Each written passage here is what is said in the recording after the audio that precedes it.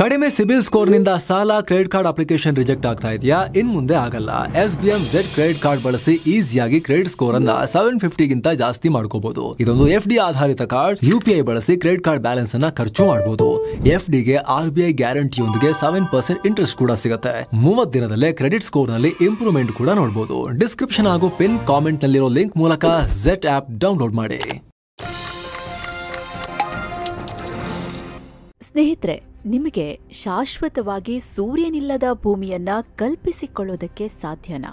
ನೀವು ಬೇಸಿಗೆಯಲ್ಲಿ ಬಿಸಿಲು ಜಾಸ್ತಿ ಆದಾಗ ಸೂರ್ಯನನ್ನ ಬೈಕೊಳ್ತೀರಿ. ಹಾಗೆ ಚಳಿಗಾಲ ಮತ್ತು ಮಳೆಗಾಲದಲ್ಲಿ ಸೂರ್ಯ ಕಾಣಿಸ್ತಾ ಇದ್ದಾಗ ಇವತ್ತು ಬಿಸಿಲು ಬಂದಿಲ್ಲ ಅಂತ ಬೈಕೊಂಡಿರ್ಬೋದು. ಆದ್ರೆ ಯಾವತ್ತಾದ್ರೂ ಸೂರ್ಯ ಶಾಶ್ವತವಾಗಿ ಕಣ್ಮೆರೆ ಆಗ್ಬಿಟ್ರೆ ಏನಾಗ್ಬೋದಂತ ಯೋಚಿಸಿದೀರಾ? ಅದನ್ನ ಇಮ್ಯಾಜಿನ್ ಮಾಡೋದು ಕಷ್ಟ. ಆದ್ರೆ ವಿಜ್ಞಾನಿಗಳ ಪ್ರಕಾರ ಸೂರ್ಯ ಒಂದಲ್ಲ ಒಂದಿನ ಈ ಸೌರಮಂಡಲದಿಂದ ಕಣ್ಮರೆ ಆಗೇ ಆಗ್ತಾನೆ. ಸೂರ್ಯ ಇಲ್ದೇ ಇದ್ರೆ ಮೊದಲನೇದಾಗಿ ಈ ನಮ್ಮ ಭೂಮಿ ಸೇರಿ ಸೌರಮಂಡಲದಲ್ಲಿನ ಎಲ್ಲಾ ಗ್ರಹಗಳು ಸೂತ್ರವೇ ಇಲ್ಲದ ಗಾಳಿಪಟದಂತಾಗತ್ತೆ. ಹಾಗಿದ್ರೆ ನಮ್ಮ ಭೂಮಿಲಿ ಏನೇನ್ ಬದಲಾವಣೆ ಆಗತ್ತೆ? ಭೂಮಿ ನಾಶ ಆಗೋ ಸಾಧ್ಯತೆ ಇದೆಯಾ? ಸೂರ್ಯ ಇನ್ನೆಷ್ಟು ವರ್ಷ ಇರ್ತಾನೆ? ಹೀಗೆ ಸೂರ್ಯನಿಲ್ಲದ ಸೌರಮಂಡಲದಲ್ಲಿ ಏನೆಲ್ಲ ಆಗ್ಬೋದು? ಹಾಗೆ ಸೂರ್ಯನ ಅಂತ್ಯಕಾಲ ಹೇಗಿರುತ್ತೆ ಅನ್ನೋದ್ರ ಕುರಿತು ಕುತೂಹಲಕಾರಿ ಸಂಗತಿಗಳನ್ನ ಎಕ್ಸ್ಪ್ಲೇನ್ ಮಾಡ್ತೀವಿ. ಕಡೆ ತನಕ ಮಿಸ್ ಮಾಡದೆ ನೋಡಿ. ಉರಿಯುವ ಬೆಂಕಿ ಚೆಂಡು, ಜೀವಿಗಳ ಬದುಕಿನ ಆಸರೆ. ಸ್ನೇಹಿತರೆ, ಸೂರ್ಯ ನಮ್ಮ ಸೌರಮಂಡಲದಲ್ಲಿ ಇಲ್ದಿದ್ರೆ ಏನಾಗುತ್ತೆ ಅಂತ ನೋಡೋಕ್ಕೂ ಮೊದಲು ಸೂರ್ಯನ ಬಗ್ಗೆ ಒಂದಿಷ್ಟು ಮಾಹಿತಿನ ಕ್ವಿಕ್ ಆಗಿ ನೋಡ್ಬಿಡೋಣ. ಸೂರ್ಯ ಸಿಂಪಲ್ ಆಗಿ ನೋಡೋದಕ್ಕೆ ಉರಿಯುವ ಬೆಂಕಿ ಚೆಂಡಿನಂತೆ ಕಾಣುತ್ತೆ. ಆದ್ರೆ ಈ ಭೂಮಿಯಲ್ಲಿ ಕೋಟ್ಯಾಂತರ ಜೀವರಾಶಿಗಳು ಇರೋದಕ್ಕೆ ಆಕ್ಸಿಜನ್, ನೀರು ಎಷ್ಟು ಮುಖ್ಯನೋ ಅಷ್ಟೇ ಸೂರ್ಯ ಕೂಡ ಇಂಪಾರ್ಟೆಂಟ್. ಹೀಗಾಗಿನೇ ನಮ್ಮ ಪುರಾಣಗಳಲ್ಲಿ ಕೂಡ ಸೂರ್ಯನಿಗೆ ವಿಶಿಷ್ಟ ಸ್ಥಾನವಿದೆ. ಸೂರ್ಯ ದೇವ ಶಕ್ತಿಯ ಮೂಲ ಅಂತ ಕರೆಯಲಾಗುತ್ತೆ. ಸೂರ್ಯ ನಮ್ಮಿಂದ ಸುಮಾರು 15 ಕೋಟಿ ಕಿಲೋಮೀಟರ್ ದೂರದಲ್ಲಿದ್ದಾನೆ. ಸೂರ್ಯನಲ್ಲಿ ನಿರಂತರವಾಗಿ ಅತ್ಯಧಿಕ ಪ್ರಮಾಣದಲ್ಲಿ 74% ಇರೋ ಹೈಡ್ರೋಜನ್ ಸಮ್ಮಿಳನವಾಗಿ ಹೀಲಿಯಂ ಆಗಿ ಬದಲಾಗ್ತಾ ಇರುತ್ತೆ. ಈ ಪ್ರಕ್ರಿಯೆಯಲ್ಲಿ ಅಗಾಧ ಪ್ರಮಾಣದ ಶಕ್ತಿ ಉತ್ಪಾದನೆ ಆಗ್ತಿರುತ್ತೆ. ಈ ಶಕ್ತಿ ಎಲೆಕ್ಟ್ರೋಮ್ಯಾಗ್ನೆಟಿಕ್ ರೇಡಿಯೇಷನ್ ರೂಪದಲ್ಲಿ ಭೂಮಿಯನ್ನ ತಲುಪುತ್ತೆ. ಹಾಗಿದ್ರೆ ಈ ಸೆಕೆಂಡ್ನಿಂದ ಸೂರ್ಯ ಇಲ್ಲ ಅಂತ ಅನ್ಕೊಳ್ಳಿ, ಏನಾಗ್ಬೋದು? 8 ನಿಮಿಷ ಬೆಳಕಿನ ದರ್ಶನ. ಸೂರ್ಯ ಸಡನ್ ಕಣ್ಮರೆ ಆದ್ರೂ ಕೂಡ ನಮಗೆ 8 ನಿಮಿಷಗಳ ಕಾಲ ಏನು ಗೊತ್ತಾಗಲ್ಲ. ಆಗಸದಲ್ಲಿ ಸೂರ್ಯ ಹೊಳಿತಾನೆ ಇರ್ತಾನೆ, ಎಲ್ಲ ನಾರ್ಮಲ್ ಇದೆ ಅನ್ಸ್ತಿರುತ್ತೆ. ಯಾಕಂದ್ರೆ ಸೂರ್ಯನ ಬೆಳಕು ಭೂಮಿನ ರೀಚ್ ಆಗೋದಕ್ಕೆ 8 ನಿಮಿಷ 20 ಸೆಕೆಂಡ್ನ ತಗೊಳುತ್ತೆ.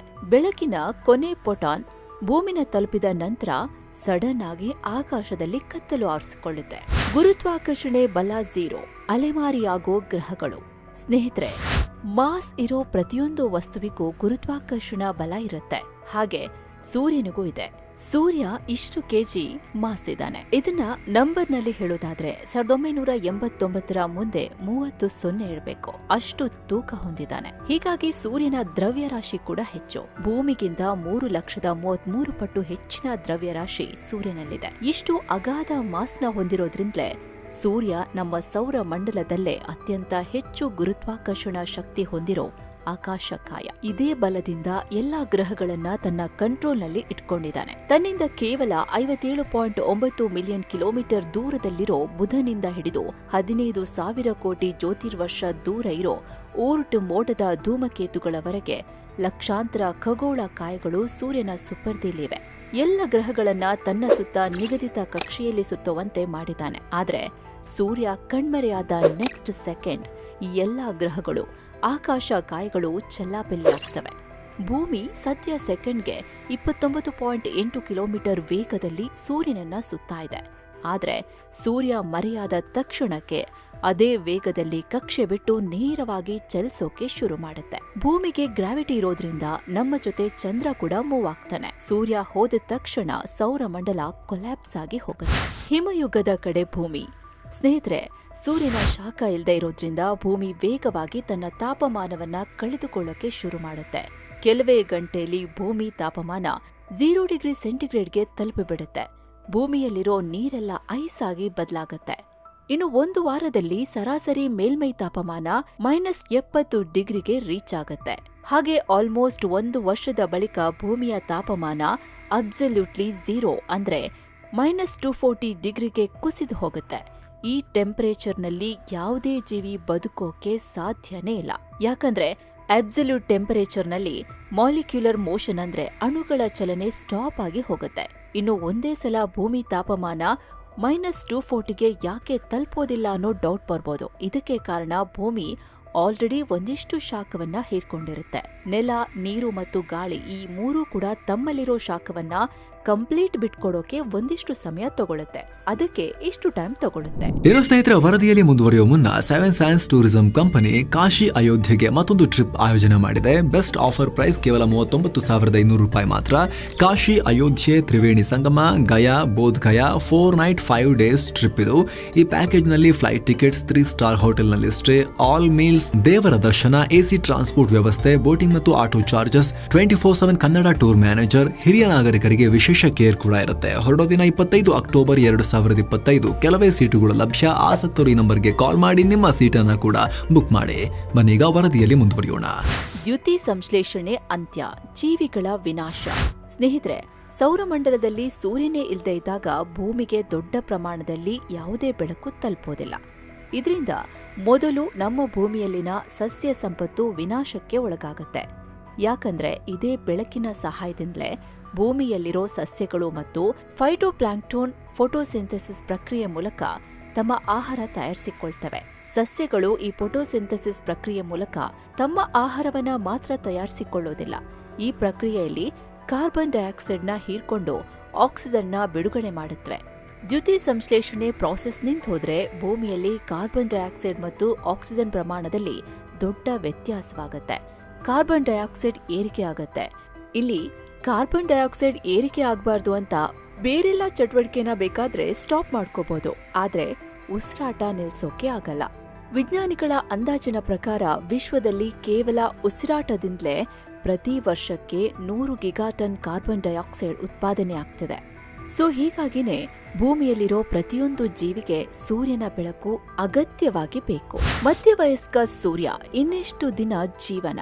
ಸ್ನೇಹಿತರೆ, ಜೀವಿಗಳಿಗೆ ಹೇಗೆ ಹುಟ್ಟು ಸಾವು ಇದೆಯೋ ಅದೇ ರೀತಿ ಎಲ್ಲ ನಕ್ಷತ್ರಗಳಿಗೆ ಕೂಡ ಒಂದು ಜೀವಿತಾವಧಿ ಇದೆ. ಹಾಗೆ ನಮ್ಮ ಸೂರ್ಯನಿಗೂ ಒಂದು ಲೈಫ್ ಸ್ಪ್ಯಾನ್ ಉಂಟು. ವಿಜ್ಞಾನಿಗಳ ಕ್ಯಾಲ್ಕುಲೇಷನ್ ಪ್ರಕಾರ ಸೂರ್ಯ ಈಗ ಮಧ್ಯ ವಯಸ್ಸಿನಲ್ಲಿರೋ ಅಡಲ್ಟ್ ಸ್ಟಾರ್. ಈಗ ಸೂರ್ಯನಿಗೆ 4.5 ರಿಂದ 4.6 ಬಿಲಿಯನ್ ವರ್ಷ ವಯಸ್ಸಾಗಿದೆ. ಸೂರ್ಯನ ಒಟ್ಟಾರೆ ಆಯಸ್ಸು ಸುಮಾರು 10 ಬಿಲಿಯನ್ ವರ್ಷ ಅಂತ ಅಂದಾಜು ಮಾಡಲಾಗಿದೆ. ಹೀಗಾಗಿ ಇನ್ನು 5-6 ಬಿಲಿಯನ್ ವರ್ಷ ಸೂರ್ಯ ಎಲ್ಲೂ ಹೋಗಲ್ಲ, ನಮ್ಮ ಜೊತೆಲೇ ಇರ್ತಾನೆ. ಆದ್ರೆ ಸೂರ್ಯ ಸದ್ಯಕ್ಕೆ ಅಲ್ದೇ ಇದ್ರೂ ಒಂದಲ್ಲ ಒಂದಿನ ಈ ಸೌರಮಂಡಲದಿಂದ ದೂರ ಆಗ್ಲೇಬೇಕು. ಹಾಗಂತ ಸೂರ್ಯ ಒಮ್ಮೆಲೆ ನಾಶ ಆಗೋ ಚಾನ್ಸ್ ತುಂಬಾ ಕಮ್ಮಿ. ಹಾಗಿದ್ರೆ ಸೂರ್ಯನ ಅಂತ್ಯ ಹೇಗಿರುತ್ತೆ ಅಂತ ನೋಡೋದಾದ್ರೆ, ಮೊದಲನೇದಾಗಿ ಆಗ್ಲೇ ಹೇಳ್ದಂತೆ ಸೂರ್ಯ ಈಗ ಅಡಲ್ಟ್ ಸ್ಟಾರ್. ತನ್ನಲ್ಲಿರೋ ಹೈಡ್ರೋಜನ್ ಬರ್ನ್ ಮಾಡಿ ಅಗಾಧವಾದ ಶಕ್ತಿನ ರಿಲೀಸ್ ಮಾಡ್ತಿದ್ದಾನೆ. ಇದು ಇನ್ನು 5-6 ಬಿಲಿಯನ್ ವರ್ಷ ನಡೆಯುತ್ತೆ.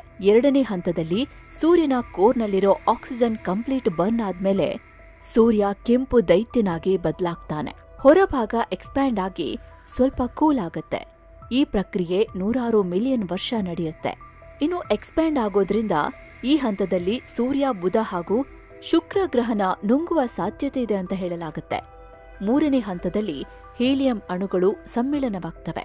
ಸೂರ್ಯನ ಒಳಭಾಗದಲ್ಲಿ ಹೀಲಿಯಂ ಫ್ಯೂಷನ್ಗೆ ಬೇಕಾದ ತಾಪಮಾನ ಸೃಷ್ಟಿಯಾಗಿರುತ್ತೆ. ಹೀಲಿಯಂ ಫ್ಯೂಷನ್ನಿಂದ ಕಾರ್ಬನ್ ಉತ್ಪಾದನೆ ಆಗ್ತವೆ. ಈ ಪ್ರಕ್ರಿಯೆ ಕೂಡ 100 ಮಿಲಿಯನ್ ವರ್ಷಗಳ ಕಾಲ ನಡೆಯುತ್ತೆ. ನಾಲ್ಕನೇ ಹಂತದಲ್ಲಿ ಸೂರ್ಯನಲ್ಲಿ ಕಾರ್ಬನ್ ಮತ್ತು ಆಕ್ಸಿಜನ್ ಹೆಚ್ಚಾಗೋದ್ರಿಂದ ಮತ್ತು ತುಂಬಾ ದೊಡ್ಡ ಆಗೋದ್ರಿಂದ ಸ್ಟೆಬಿಲಿಟಿ ಇರಲ್ಲ. ಹೀಗಾಗಿ ತನ್ನ ಹೊರ ಪದರನ ಕಳ್ಕೊಳ್ತಾನೆ.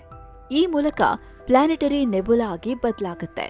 ನಂತರ ಕೊನೆಯದಾಗಿ ಸೂರ್ಯ ಅತ್ಯಧಿಕ ಒತ್ತಡದಿಂದಾಗಿ ಬಿಳಿ ಕುಬ್ಜ ವೈಟ್ ಡಾಫ್ ಆಗಿ ಬದಲಾಗ್ತಾನೆ. ಈ ಹಂತದಲ್ಲಿ ಸೂರ್ಯನ ಗಾತ್ರ ಭೂಮಿಯ ಸೈಜ್ಗೆ ಕುಸಿದು ಹೋಗುತ್ತೆ. ಹೀಗೆ ಇವತ್ತು ಶಕ್ತಿಯಿಂದ ಕಂಗೊಳಿಸ್ತಿರೋ ಸೂರ್ಯ ಕಣ್ಮೆರೆಯಾಗಿ ಹೋಗ್ತಾನೆ.